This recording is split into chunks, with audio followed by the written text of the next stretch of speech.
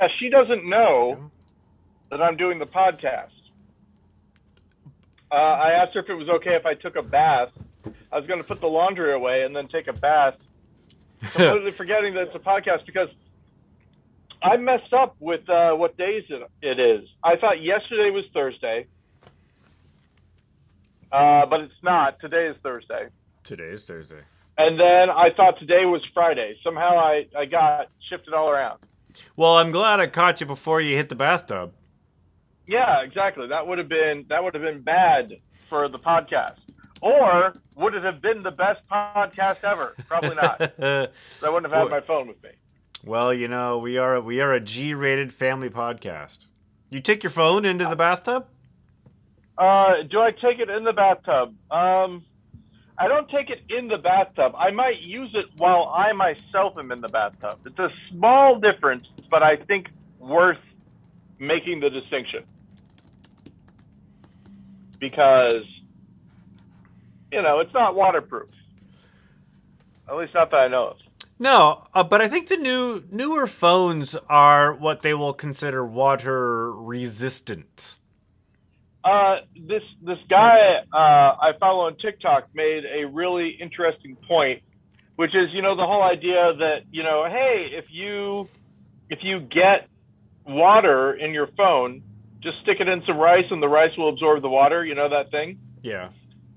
He said, now, correct me if I'm wrong, but isn't rice notoriously bad at absorbing water? Don't you have to, like, cook it in boiling water for a really long time before any of the water actually gets into the rice?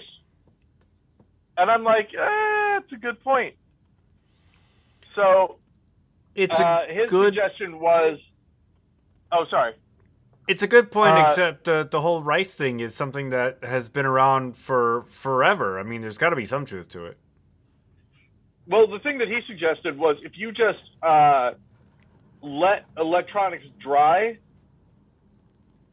naturally without having them turn. The big problem is if they're on while it's wet, because it can short things out. So if you let it dry and plug it in, you should be fine. So the hypothesis that he had was that if you suspend it in rice, you're actually increasing the airflow around it rather than it sitting in a desk or whatever. Does that make sense? You're increasing the airflow around it. Right, exactly. There's no, if you have it suspended in rice, there's no part of the iPhone that is blocked from receiving air. Because the air is permeating the rice, right? It can go in between the individual kernels. There's no flat surface that the rice is against. So you're basically hanging it up like with clothespins, except you're not clipping clothespins onto the phone. You're suspending it in a breathable area. I've also heard that putting it in rice doesn't work. That, and for whatever reason, putting it in rice has just become some sort of like modern myth and people do it. However, your point is correct. But that's not what people do when they accidentally dunk their phone in the water. They turn it on to see if it still works, thereby frying the insides. Yes. That is the impression I have. So, let's get this out of the way. I have broken up with the pillow cube, Ben. The pillow cube? Yeah, I had been using the pillow cube, and after using it for however long I've used it, and those who have been watching, I think I mentioned when I got it at one point, my back started hurting. When I was sleeping on my side, my back hurt. And it didn't seem right, so I switched back to the regular pillows and it stopped hurting. So the pillow cube was just a regular head pillow, but in cube form? Kind of. It's like a memory foam type of pillow. Okay. But it's square-ish. It's not exactly a cube. but it's sort of a cube. Okay. And yeah, it wasn't good for me. I did like it for a little bit, and then it started causing me problems. Well, then I think you made the good choice in not using it anymore. Yeah, exactly. I was going to tough it out, but I'm like, what am I doing? It's crazy. Well, because I was like, well, maybe it isn't that. Maybe it isn't that. Maybe I should try something else. I was like, well, Uh-oh. things being equal, this is the thing that has changed. Oh, what am I? What's happening? You had frozen, and the lag is incredible. I heard, once you unfroze after a couple seconds, I heard me on your end. Oh, how about now, though? I mean, it seems fine. Yeah, seems pretty fine. So yeah, but that's where I'm at. No pillow cube. Also, we got a lot of news stuff to talk about. Yeah, we do. Why don't you start? And I'll see if I can catch up. Oh, all right, yeah. So something happened in Texas. Yes, something did happen in Texas. Texas enacted a 6-week heartbeat bill that the Supreme Court just recently upheld. Whatever point out, they just took no action on it, which isn't exactly the same as upholding it. Well, they didn't strike it down. Right, exactly. But she thinks that they're waiting for a lower court to do something first. Well, then this magical lower court needs to act fast because people are really scared. You know, one of the things about this bill, at least the thing that jumped out at me, and I say it jumped out at me, but I didn't read the bill. I just saw articles. It's allowing private citizens to sue anyone who in want of a better term, aided or abetted the person getting the abortion. So if you're a cab driver that took someone to an abortion clinic or whatever, and the amount is $10,000, you can get, and I think they said that $10,000 was like, that would be the lowest amount that you would get, something to that effect. And you didn't have to prove, you do not have to be involved in the pregnancy at all to get this, to sue these people. So it's just an open. Oh, and the other thing I read was that Texas does have laws to prevent nuisance lawsuits, but they do not apply in the case of this bill. Yeah, they're really pulling the jerk card out on this, and already Florida is starting to advance legislation based on the Texas bill. But people are now starting to retaliate. There is a tip line, because this wasn't going to backfire. Let us know if you think somebody has had an abortion, and put your email in, put your phone number in, and give us a story. And people are already starting to spam this website with fake frivolous calls. Well, that's something. I have another suggestion that I came up with, and then one that this other person suggested. And then I have one more follow-up. The thing I thought was that, well, obviously, because we know humans are by nature hypocritical, anyone who has time on their hands and a little bit of investigative prowess, all that sort of things, could probably find someone that at least one person who helped sponsor this bill helped get an abortion. It's almost an inevitability. So yeah, I'm looking forward to is an okay thing to say.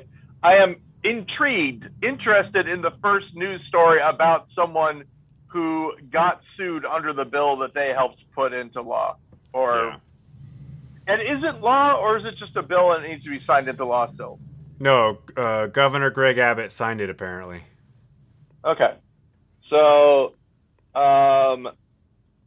there is the second thing, this is something that I follow a lawyer on Twitter who has some interesting ideas, and his idea was someone should use the language in this bill to sue the Catholic Church for not allowing birth control, or anybody else who denies birth control to people. So like Hobby Lobby, that kind of thing. Yeah. But that's a I think mine is a little bit more practical, because the one that he's suggesting is for sure, like, you know, people can just say, well, no, that's not, you know, this is the woman's fault, whatever. You know what I mean? They won't be swayed by that.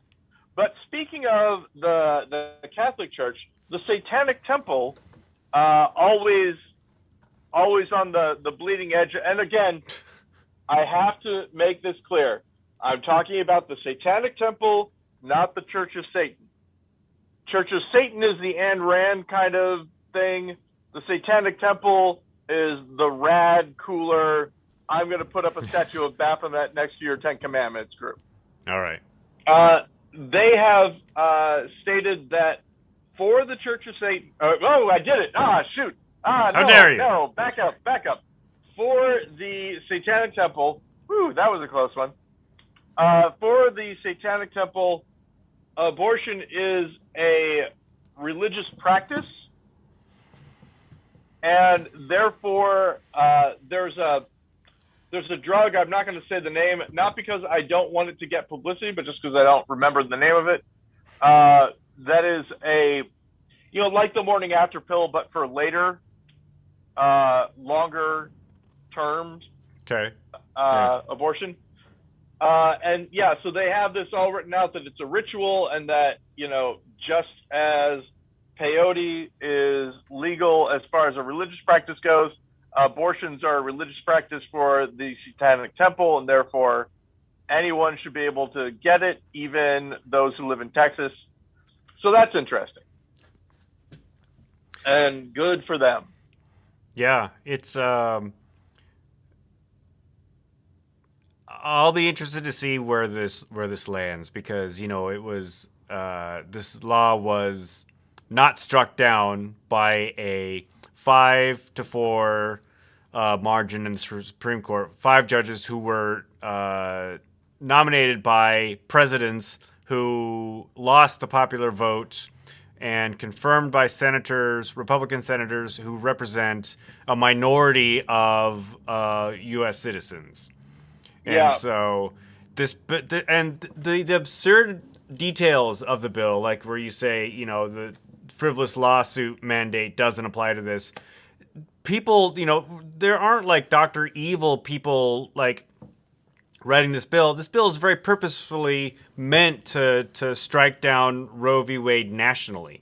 And so they just did everything they could. They threw everything they could at it. And all the feedback I'm seeing online is that this is the start. This is the beginning of the end of Roe versus Wade and abortion protection in America.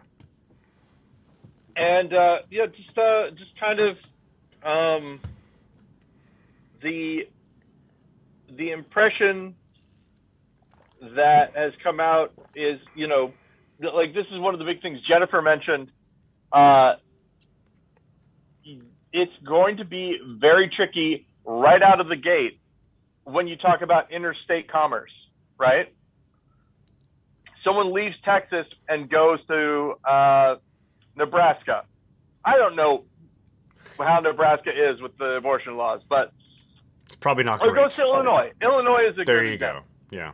So they go to Illinois, and if the Texas person who wants to sue people for getting abortion, and the other thing is, I mentioned this abortion is like, I'm going to screw over my ex bill, basically. So the dude whose girlfriend left him for another dude and got an abortion, then sues her boyfriend for driving her to the abortion clinic or whatever. You know what I mean? Lots of opportunities for interpersonal petty revenge on people. Yeah. Basically. And the fact that, I mean, if you honestly, this is the thing, if you get $10,000 per, conviction that you get, they are making an entirely new industry where that is your only job. Yeah. Is suing people who help people who get abortions. Yeah. I mean, they've created a career for people. Yeah, you're not wrong. And, and I hate to say this is sort of insidious. The other thing is that, in Missouri, they have all these places like, and they have commercials where they're like, we respect you as a woman, and we know that you have choices. If you want free information about your options, if you're pregnant, come down to our place. And they make it sound like they're an abortion clinic, but really what they're people who try to convince you to adopt. And the interesting thing that I've seen recently in the recent months is there's a bunch of new kind of information coming out about the adoption industry, for the for-profit adoption industry in the United States. How it works, the basic idea is they go to low-income areas and target young mothers and convince them that their kid's life is going to be much better if they adopt them out. And they're buying children. Basically, yeah. The mothers don't make any money off of this, but the adoption agencies, which are almost all legal, I mean, they're lawyers, basically, they make money. And it's one of those things of they make more money off of white babies than people of color's babies. All sorts of it's bad, right? Yeah. So these anti-abortion bills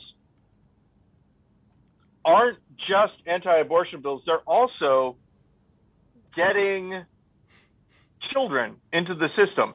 And More this is the thing, is that people say, do you want, there are already too many children and not enough people to adopt them. But the thing is, and this is the other point, people want babies. They don't want old children. Do you remember that the Mr. Show thing? Well, that's the old baby. We don't like the old baby. When they're talking about I don't remember that one. Toddler. Yeah. The basic idea is that people want a child that they can raise and pretend is theirs. Yeah. That's the bottom line. And it's bad, and we're feeding the beast for this. And I honestly think, this is going to sound weird, but the attempts to shut down, like, I'm sure that you've heard that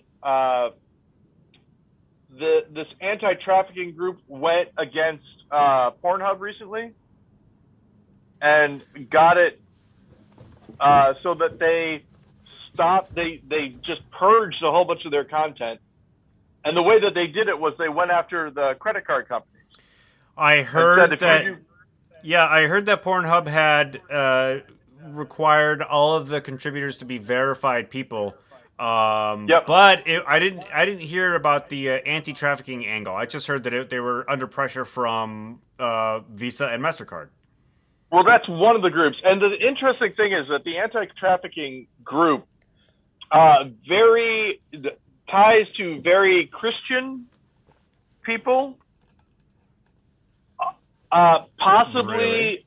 white supremacy things. It's crazy, a little bit crazy. Going down the rabbit hole here. Yeah. Because the people that I follow, there is a need for people to push this agenda that trafficking happens by people who are kidnapped by strangers, when in fact most trafficking is someone that the person knows. that it doesn't look like it doesn't look like the trafficking that people think of, where they think of a woman is in a Kroger parking lot and two guys in a white van come up and pull her into the van and drive away with her. Right. And because of that, people who are actual victims of trafficking, when things go to court, they aren't believed, they aren't thought of as being trafficked, and therefore they lose their lawsuits against people.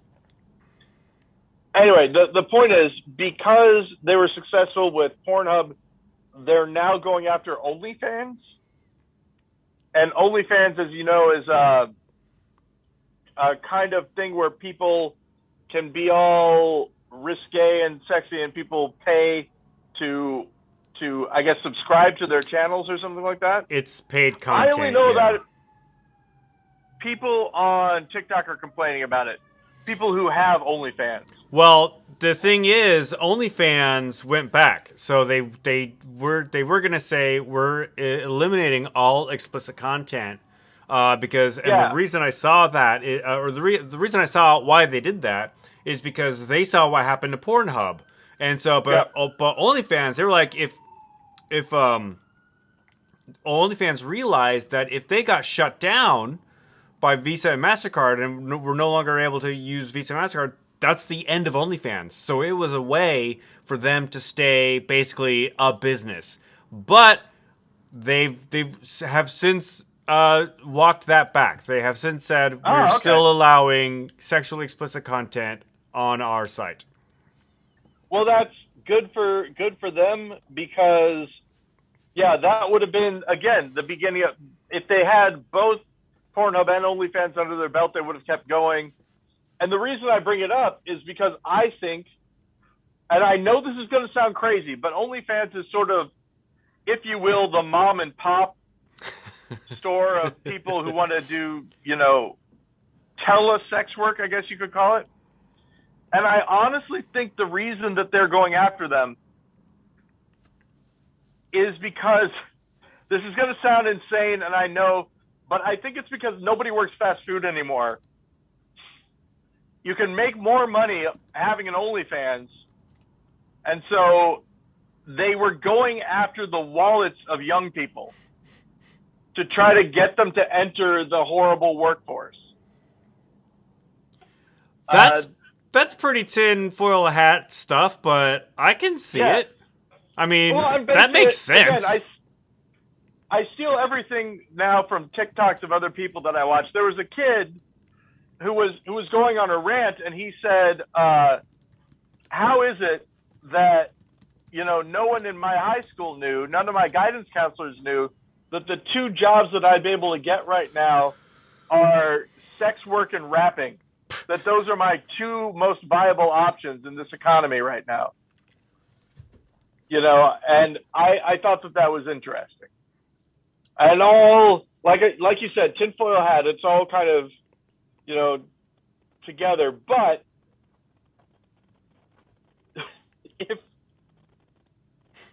there's a person on Twitter who posted, the people who are going after OnlyFans need to know that if I lose that income, I'm going to start having sex with their husbands for money again. I'm looking at you. And then she called out one of the people that was pushing for the OnlyFans ban. Really? Bold move there. Implying that she had sex with this person's husband for money. For money. So, anyway, speaking of for money, I got 5 money the other day when I was at the grocery store. Actually, I got $20. And I was supposed to give it to my kid. 4 by 5 money. She was going to get pizza. Yeah. What's that? 4 by 5 money. Hey, this is good. When they were going to get pizza. When they were going to get pizza. But turns out the pizza didn't cost anything, which is okay because I forgot to give them the money. Free pizza. This is the kind Can't argue with that. Free banned pizza. Banned pizza. Banned pizza. You can't have any. Yeah. So how are things going on the interaction with our listening audience? We are on our own right now. We are podcasting in a bubble. Yeah. Well, it's happened before, and I think it's fine. We had one playback so far that lasted 6 seconds. We couldn't hold somebody's interest for more than 6 seconds. That sounds about right. You know, it's interesting. I've gone live on TikTok a couple of times, and it's not like great. I have to think that, like, even like I'll go to TikToks where someone very famous is on, and they'll only have like 60 people watching them. Yeah. During that live stream. It really is a game where you want to have the longevity. You want to have you want to be able to use all the time. But it's also, I mean, it is your full-time job. But every once in a while, I get a little discouraged to think that how, somebody who's not already made a name for themselves in the public sphere, who isn't already famous, can actually get viewers and clicks online. I was thinking about, there's this guy, I don't know if you've seen him before. Like, lots of times stuff from TikTok makes it onto Twitter.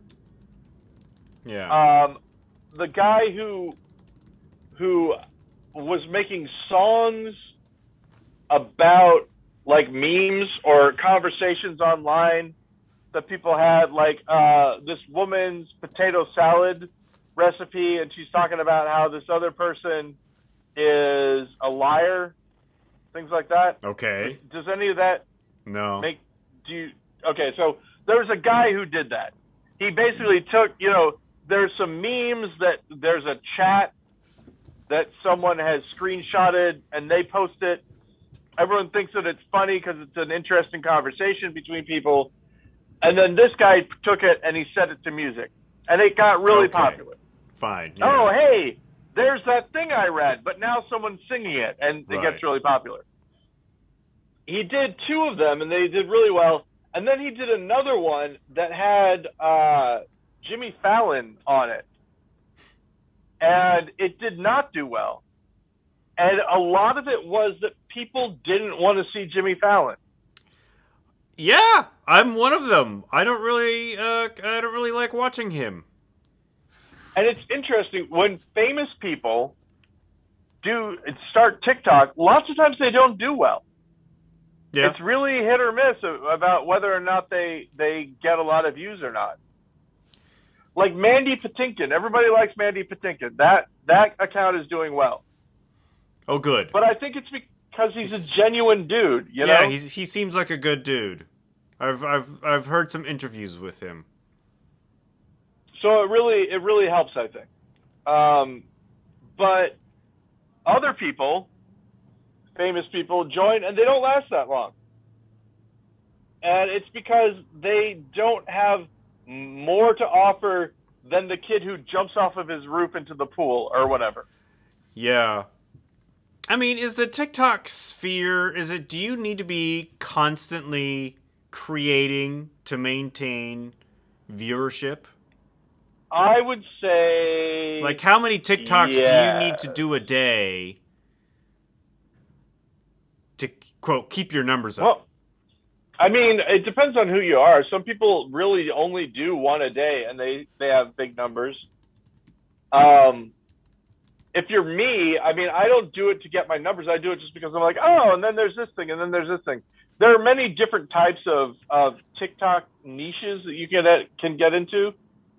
I'm kind of in D&D TikTok, but I'm also in just, I'm one of those people that, oh, I will put this on TikTok. Oh, I will put this on TikTok.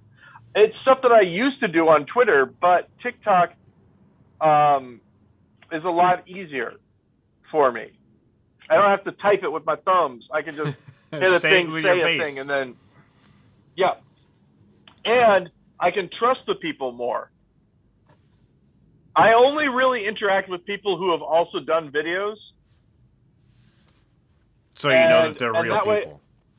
At least as real as I am. Eventually, Ben, and I'm serious about this, eventually we're going to get to a point, I think, where we're going to have versions of ourselves that are our online versions that we don't. We'll have avatars, right? That will talk in our voice and everything like that, but we won't actually. It'll be like in the glitch in the Matrix, how I had that lion. Yeah. 3D lion over the top of me. Like that. Like we'll have avatars. We won't have our actual faces. That will speak independently of you? Eventually, yeah. Eventually, I think they will.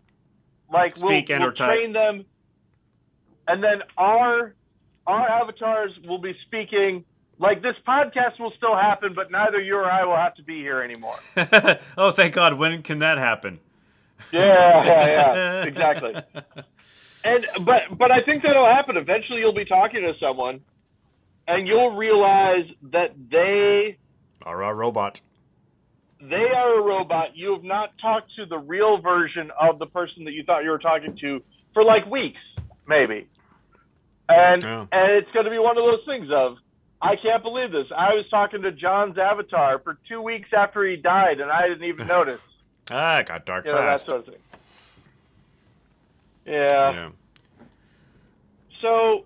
Well, when we're all living online, then we won't have to worry about hurricanes destroying our country's infrastructure.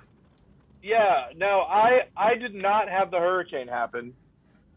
I had, right after, or close after the hurricane, I had a storm system that went through that was related to it, but wasn't it, I guess. And we just got a bunch of rain. Yeah, the East Coast got a bunch of rain too, and I've seen video of like subway cars just like gushing water, and entire roads in Philadelphia underwater, so like it looks like a canal. I saw that. Yeah. Yeah.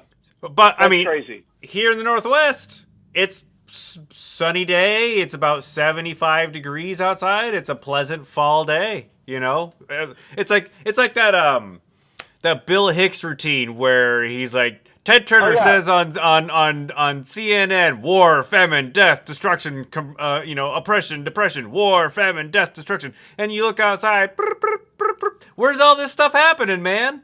Yeah.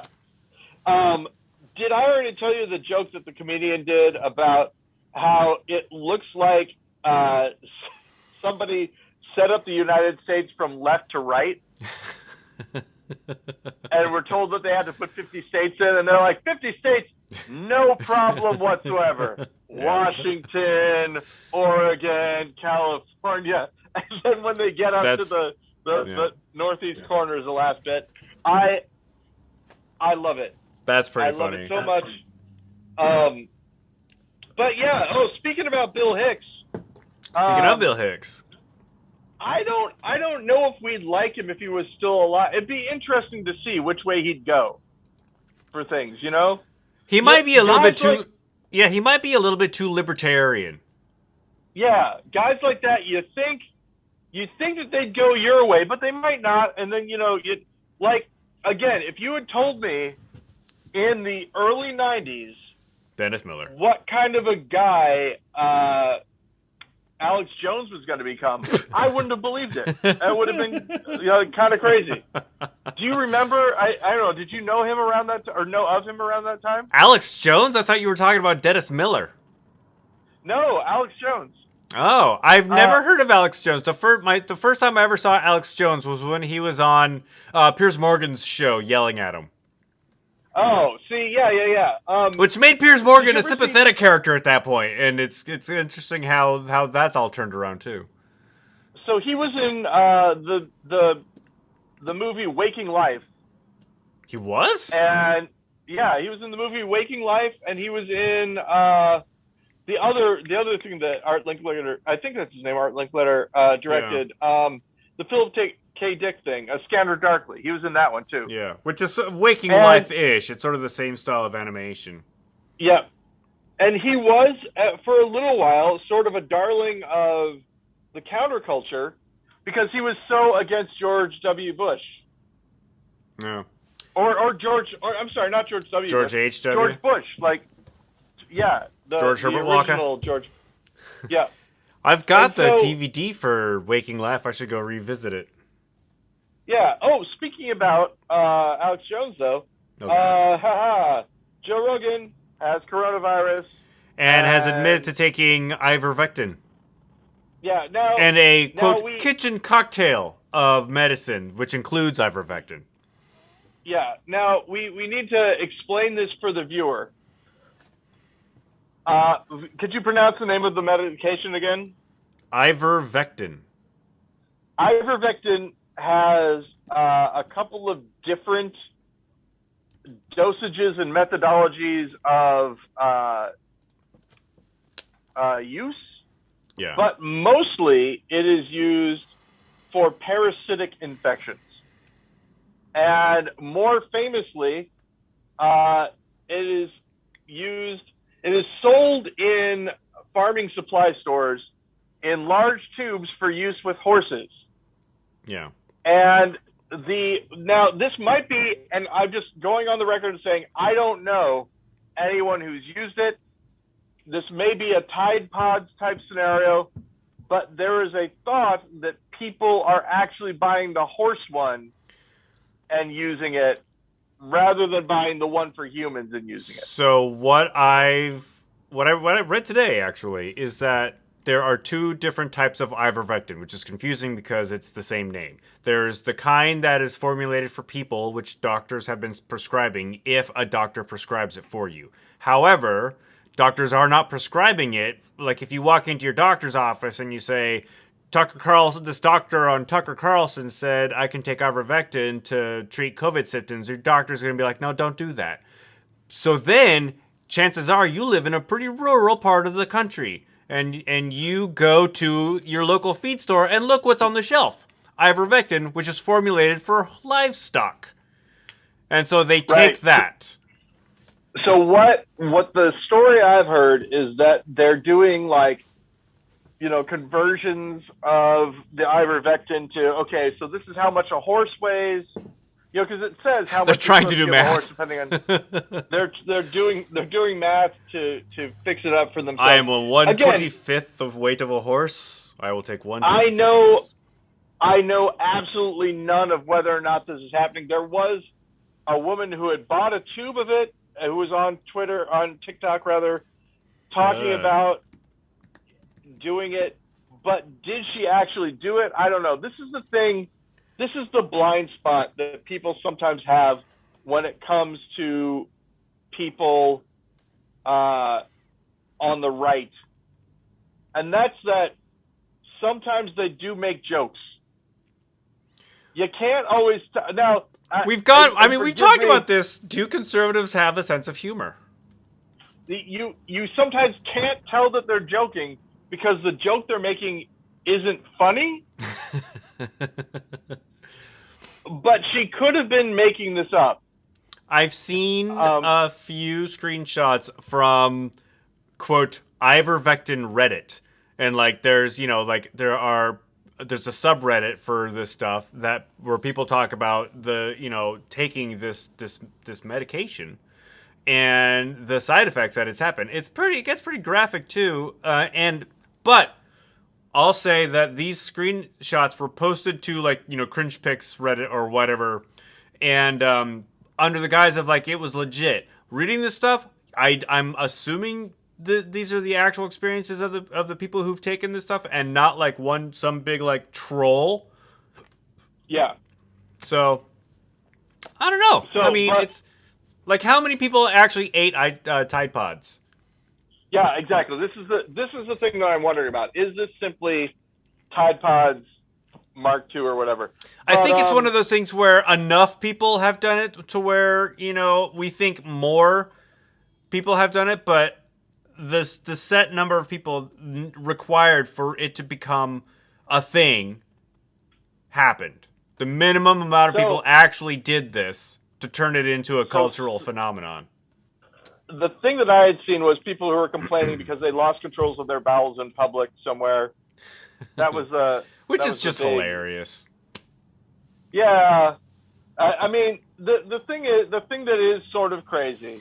This is the thing that people point out is you don't trust a vaccine that's being administered, Right. but you will just do some math calculation on horse medication and take that. Well, one of the things that I saw about, those who are vaccine hesitant is that they don't know what's in it. Well, I mean, is the ingredient list on Ivermectin, the box of the Ivermectin, and do you know everything that's in that?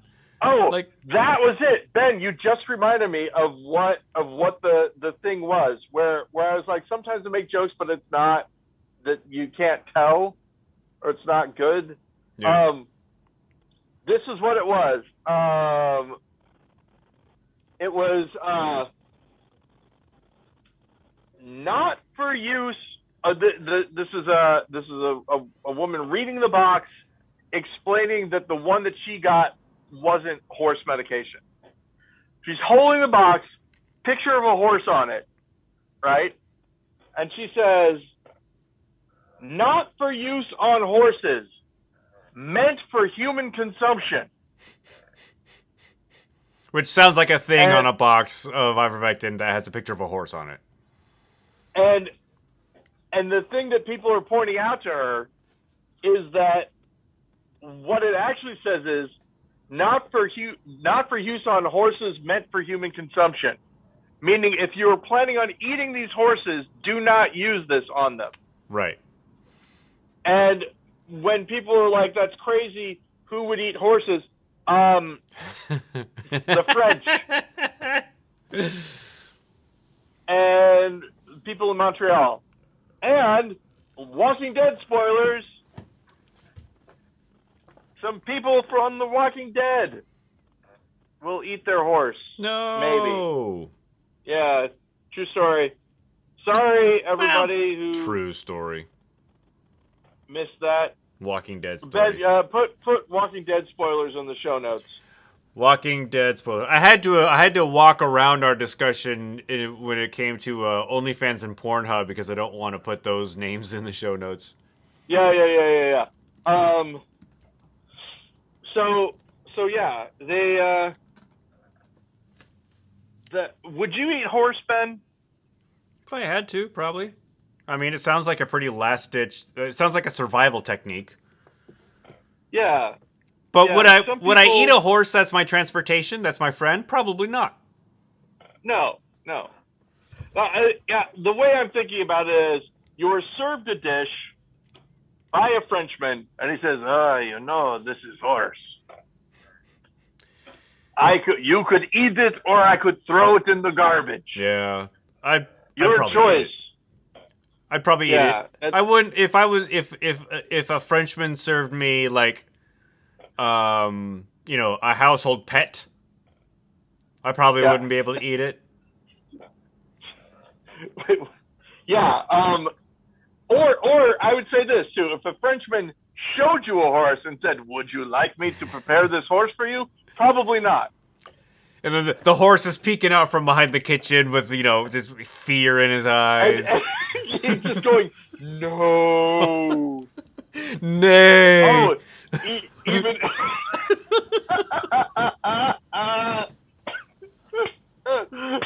Okay, let's... House meeting. Let's vote. Who wants us to eat the horse? All the eyes? No, so I don't know, something about potatoes, the eyes. Half Brothers. Yeah. Taters on the wheel. Yeah, is Taters on the wheel on that stream of the Half Brothers concert? I have no idea. It might be. It's one of their standard songs. They play that song, I think, almost every time they're live, and it might. I want to say it is. I can verify that. Why do you ask? Why do you ask? The people could just watch it. Can they still watch it? Is it still available?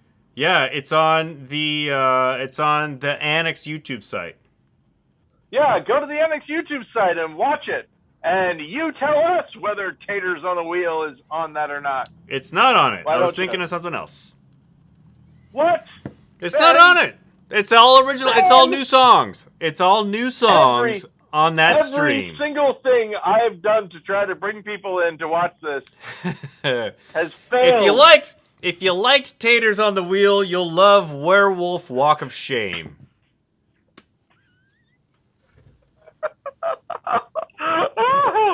Oh, that's yes. Oh my God, that's Ben. You sold it. That's enough for me, for sure. I like it. Speaking of liking it, hey Ben, let's see what happens.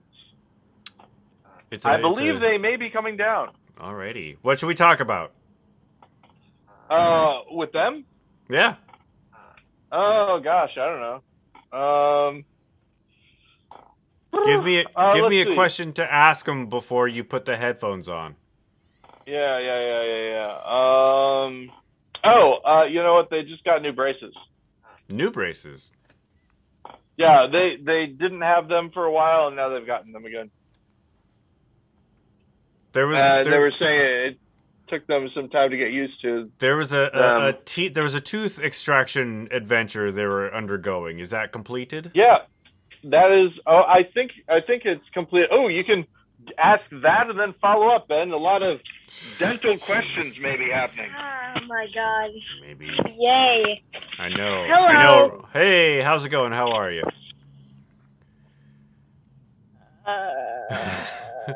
You doing all right? You doing good?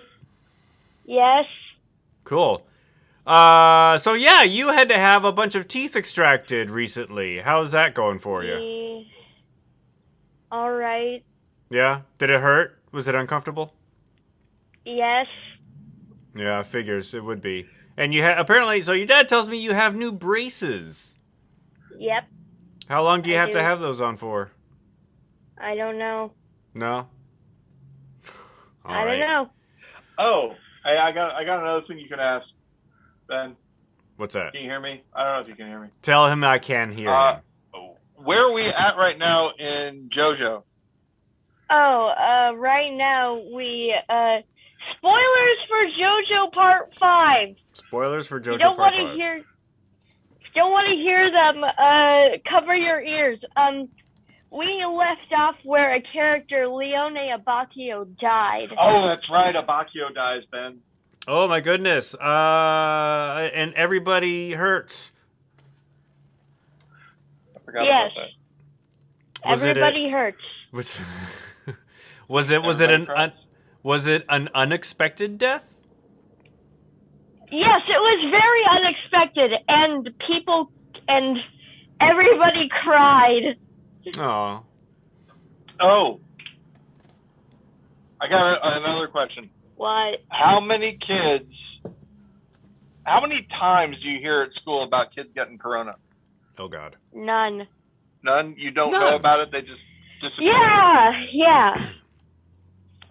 Interesting. So I get letters at least every other day that at least one or two kids have had the coronavirus, and that the people who were in contact with the students have been alerted. So we never get alerted, and Betty never hears about it. It's a thing, and it's gonna keep happening. Kids are gonna keep getting sick. Can I go now? Yes, you can. Yes, of course you can. Thank you so much. Hey, you never have to come down here, you know. I know. All right.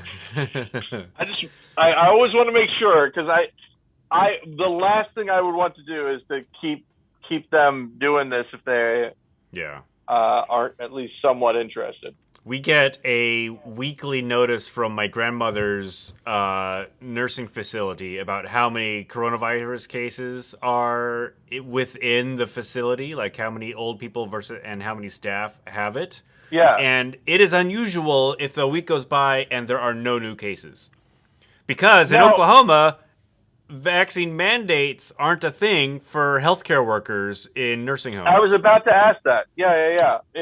Because I know the same thing happens in like a couple of other places too. That they talk about how they were going to have to start mandating that the healthcare workers have it. my aunt spoke with like the main person at this facility and asked them, can you mandate your staff to get vaccinated because you are working with in close quarters with, you know, my 91-year-old mother and immune-compromised people. And immunocompromised people. And the guy said, if I mandate vaccines, half my staff will quit. That is crazy. Crazy, I say. That's amazing, though. It's frustrating. Yeah, it really. I don't know. I watch the public freakouts. That's one of the things that I like doing. Watching public freakouts on Reddit. I'll quit every once in a while, and then I'll start it back up again. Yeah. Tons of people complaining at like school board meetings. And people saying, you know, that there's a war coming, and talking about making sure that anyone who votes for mask mandates doesn't get a night's sleep, you know, go to their houses and make noise and, you know, all that kind of stuff. And it really makes me wonder, right?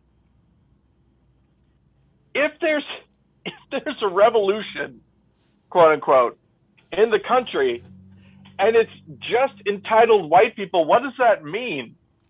Is it really? I mean, it would be performative, right? Really, honestly. Yeah. Well, I mean, it's also one of those things where the people who are proposing this war are anti-vax, anti-mask people who are dying off. Yeah, that's like, it's hard to fight a war when you're on a ventilator, or even just feeling sick. Yeah. So, I don't know. And those of you who have listened to the podcast before will have heard me complain about this. But I at one point in time complained that in the United States, they really make it seem like if you got sick, it was your fault. If you got cancer, you must have done something wrong. You were a smoker, or you lived life wrong, and now you have cancer. That's sort of how it is. And I was complaining about it and all that, and you know, like a lesson written specifically for me, I am completely blaming the people that are sick from, well, not everybody, specifically the people who wouldn't mask and wouldn't get the vaccine. I am blaming them for being ill. The exact thing that I decry, you know, when it's in other situations. Because I'm saying the same thing. Well, if you had lived your life better, you wouldn't be sick right now. But I feel so justified. Every day it feels like there's another news story coming around that says, like, you know, some prominent public official who was anti-mask and anti-vaccine just died from COVID. Yeah. Almost every day one of those stories comes across the news feed. And yet Edward the Chew Eagle is still around. You would think. Hey, did you know, Ben? What's sorry, that? Go ahead. I was just wrapping up saying you'd think people would learn. Oh yeah, but no. So I was going to say, this is, as you know, this is Edward the Chew Eagle. Yeah. Edward the Chew Eagle. The Chewbacca Eagle.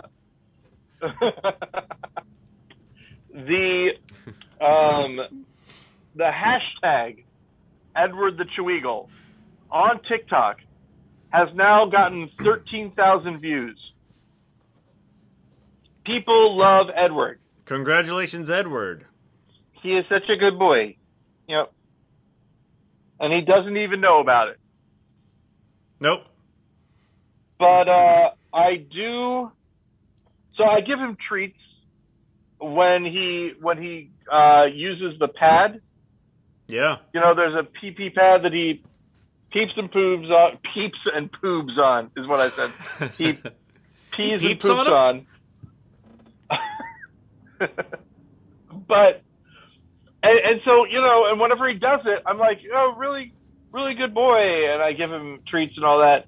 And he's hearing me say "good boy" and treats, And the look that he's giving me is incredible. But here's the thing.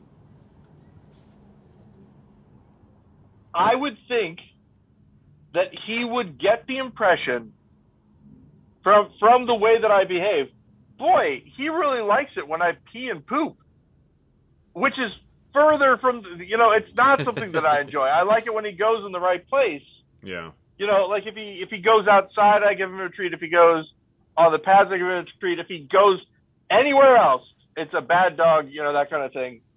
But I was just thinking about, like, if we had a higher life form that was taking care of us, and we'd be like, oh, we get rewarded whenever we do this. This must be one of the greatest things in the world. But really, they thought that it was disgusting. It's just that we're doing it at a place that they can manage it. We're doing it correctly. I think that'd be funny. Yeah. So, I don't know. I sometimes wonder, Ben. Well, here's my question. And I know this doesn't necessarily make any sense with what else I was talking about, but if you had the ability to go to space, you get to go into space. Right. You don't have to, you have the money for it or whatever. Would you do it? Would I go into space? Yeah, why not? And let me make a little bit more of a question here. I'm not talking about like the going into space that the rich guys have done so right, far. just where go you up go and then up come and down. Then come down. Yeah, I'm you talking, Alan Shepard. You're in a spaceship. You're in space, I'll say the ISS. You're in the International Space Station. Okay. Would you do it? It would take a lot for me to do that, but I probably would. I mean, it kind of worries me, but like every once in a while you hear about how the toilet is broken on the ISS. Yeah. Or could you, what about a submarine? Would you go on a submarine? Not during wartime. Yeah. I think a lot of these questions, right? And the reason I was thinking about this, spaceship, submarine, a boat of any kind, really, all these places, you're kind of giving up some of your autonomy, right? And if your I'm privacy, on land, too. And I'm in a city, or whatever, if I don't like what's going on, I can sometimes get away and go to another place. Yeah. If you're on a boat, in a spaceship, any of that kind of stuff, you can't really get away. Nope. And would you do it? And the reason I was thinking about all this was because of the Antarctic station thing. I was following a guy. I ended up unfollowing him because I've got so many followers on Twitter now.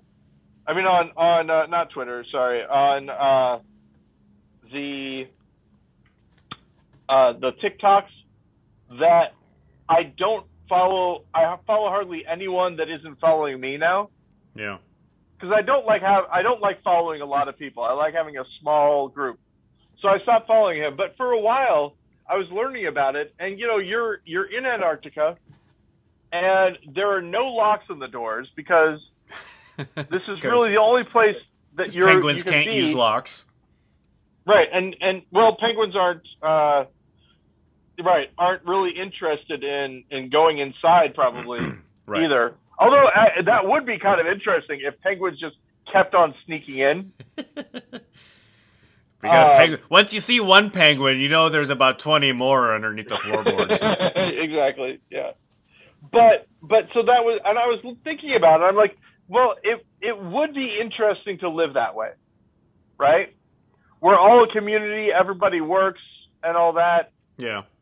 You don't have anything that's really, I mean, you have stuff that's yours, but you're sharing everything with everyone. And I realized the reason that it sounded interesting, because it's kind of a commune type situation,